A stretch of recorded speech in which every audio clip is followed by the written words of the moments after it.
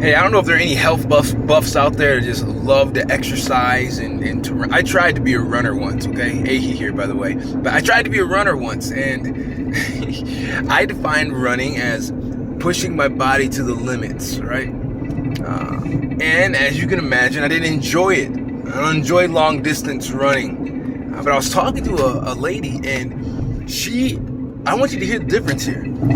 She described running as freedom. Like I'm just free to run on the roads. Now, who do you think had the longer running career? Me or her? Me defining it as pushing my body to the absolute limit versus freedom.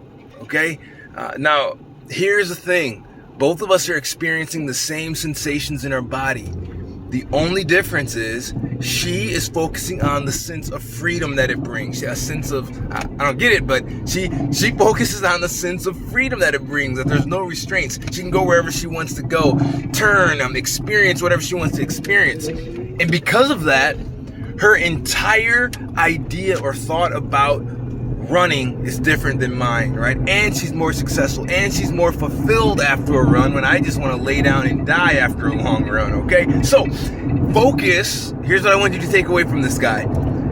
Focus is what determines your performance and your fulfillment. Okay, running, cool. Marriage and your relationship, it's the exact same thing. Someone that defines their marriage as a battleground, right? Man, it's just a battleground.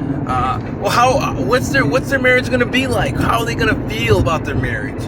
Like it's a battleground. Someone that looks at their marriage as a place of growth and fulfillment, challenge. What's their marriage gonna look like? All it has to do with is what they're focusing on. We're not even getting to the deep things here. These are just surface things that we can do right now. We can choose on how we define our marriage, how we define our growing together, how we can define being one, God's union, okay? Your focus will change everything. It changes longevity. It changes your satisfaction. It changes your level of connection, what you get out of it, what you put into it. So how do we do this? I'm going to give you a couple of tips here. Actually, one big tip. Here's the big tip. When it comes to your marriage, whoa, almost dropped you there. Say, hey, nation. Yeah, that's free. Escape the trapping of this bad advice that marriage is 50-50. If you're going in thinking that marriage is 50-50, you're going to be brutally surprised. And you're going to start tracking who's doing what. It's called bricklaying, but who's doing what? I did this. Did they do that? I was sweet.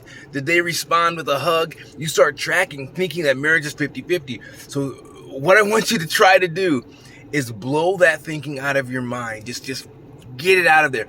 Marriage is never 50-50. Marriage is always like a 70-30 or an 80-20 or 90. You're dealing with people. You're never going to be your best self. Someone's always not going to be their best self. Someone is going to be feeling their best self, feeling alive. Removing that pressure of 50-50 will change dramatically how you focus and what it is that you focus on. Never 50-50. There are seasons in marriage, seasons in people's lives. I may be going through a season of stress, right? I'm not bringing my load to the marriage. Cammie's carrying 80%, right? And I'm the 20%. Then there's seasons she's going through, right? And she's hitting the 20% or the 10% or the 40%.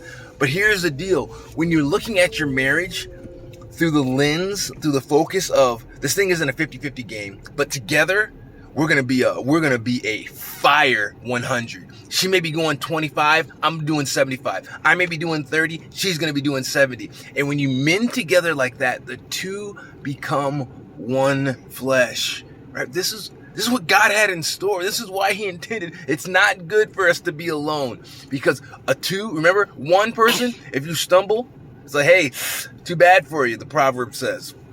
But if you're with somebody and you fall into a pit, you got someone to throw you a lifeline, right? You have someone that can lift you up. Marriage isn't 50-50.